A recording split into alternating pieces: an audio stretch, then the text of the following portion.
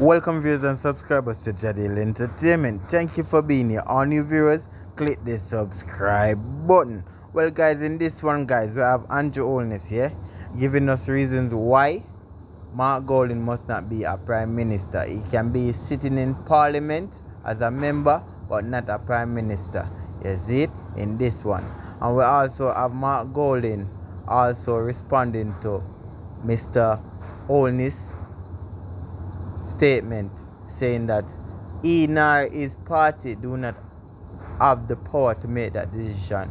So guys, stay tuned for that. We also have Daryl Vaz, the Minister of Security, stating where he get his information on Mr. Mark Golding, guys. So stay tuned for that one, guys. Also, and if you're new here, I'm asking you to stick a like on my video and please subscribe to my channel. Thank you. To be the ultimate leader of a country, to be the ultimate executive leader of the country, you should have no other citizenship. There should be no question by your citizens that you lead, that you have somehow split loyalties, that you have a parachute should in case anything go wrong, that you may not be subject to the full force of the laws of the country that you serve because you are a citizen of another country. You could always find a way out. So, and I think that is important. I think in the minds of every Jamaican, the question would be, is the leader of your country fully, wholly and solely committed to your best interest? And there is no other loyalty or interest drawing on the decisions that they make. Neither he nor his party has made those proposals as part of the process of constitutional reform. His proposals are therefore not in the report of the Constitutional Reform Committee and will not be in the new constitution coming out of that process. Furthermore, Mr. Holness's proposals this morning are not in the existing constitution and would violate the existing constitution.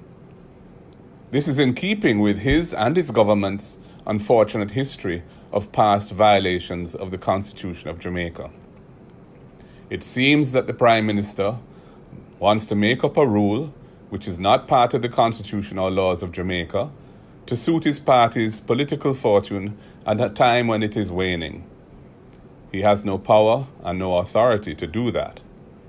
Mr. Holness needs to tell Jamaica why his statutory declarations to the Integrity Commission cannot be certified.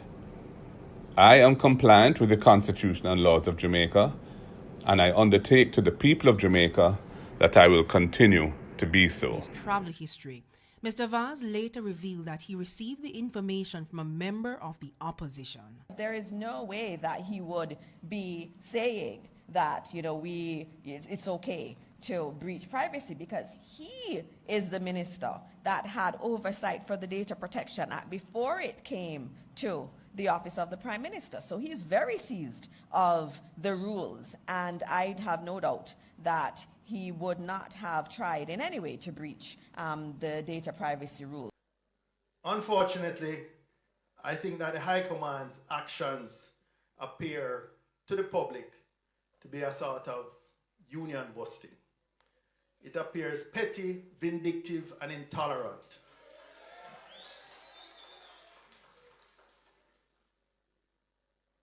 It will have a chilling effect on the future leaders of the Federation. I didn't have to be a prophet to predict that the presentation from the chairman earlier would be one of a much more conciliatory tone than we're accustomed to.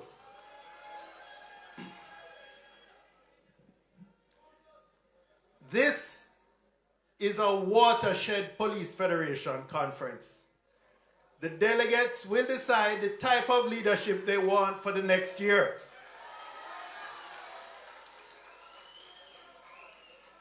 I hope they elect the leaders that the rank and file members deserve.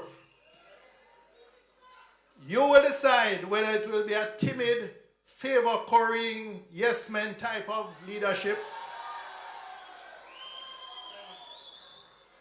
or will it be courageous, strident advocates for your members? Every organization needs checks and balances on central power. Point of order. Point of order. Point of order. Point You know, of order. I expected no different Senator, from a moment, please. Inspector Patrero. Senator, a moment, please. A moment, please.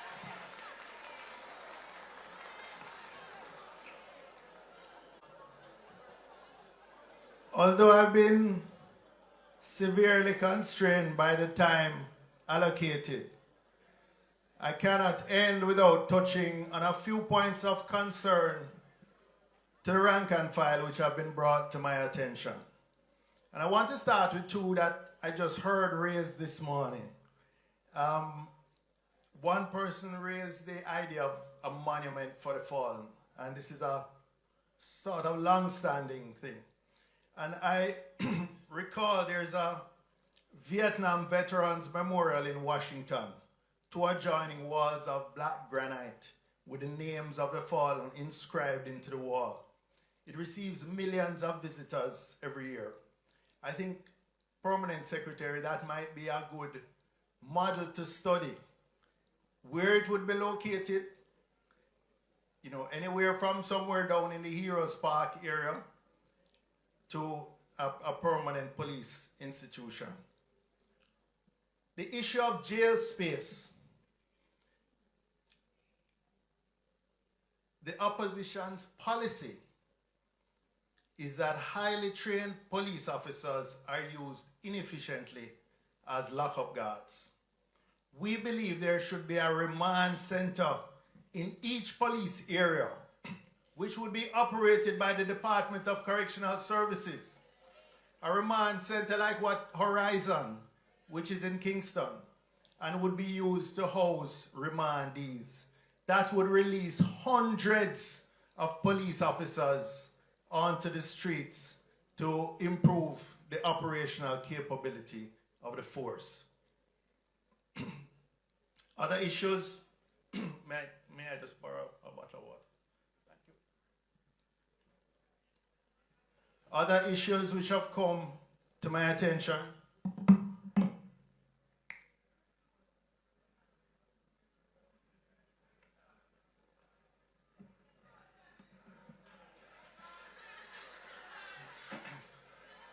Other issues which have come to my attention is the non-payment of temporary allowances to senior members who are unable to be converted above the 4th scale as part of the compensation review.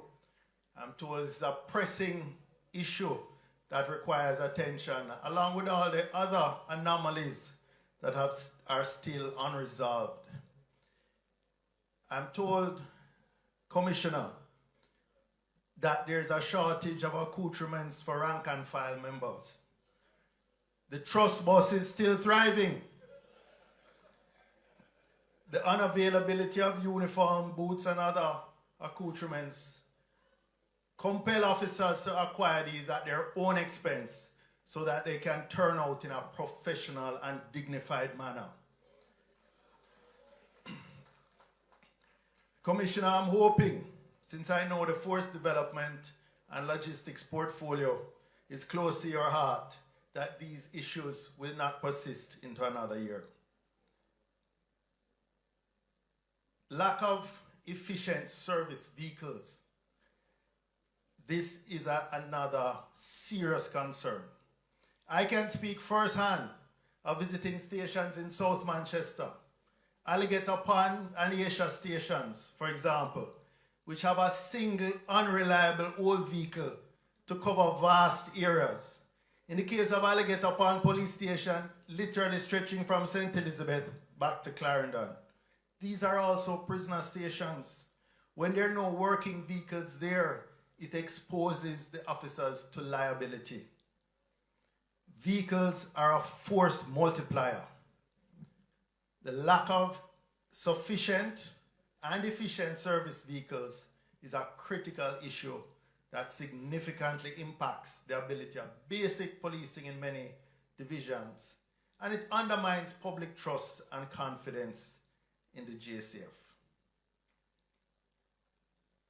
And finally, there's a continuing concern that selection of members for promotion, courses, and even transfers are not made on merit or for legitimate reasons. For those who feel they have been unfairly treated, I quote a profound comment from Constable Powell at the recent change of command ceremony. Quote, open quote, "For every level of greatness to be unlocked, there is a season of obscurity to be endured." End quote. It was really, to my mind, a modern rendition of the ancient message from Psalm 30, verse 5. "Weeping may endure for a night, but joy cometh in the morning."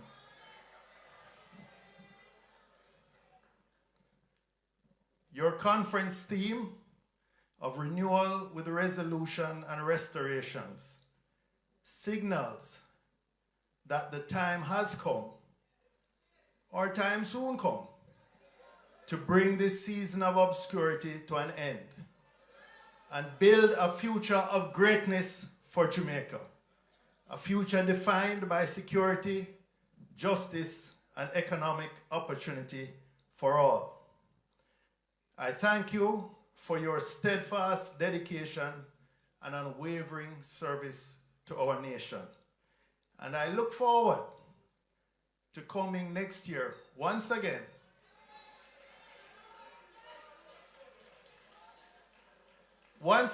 but perhaps in a different position on the agenda,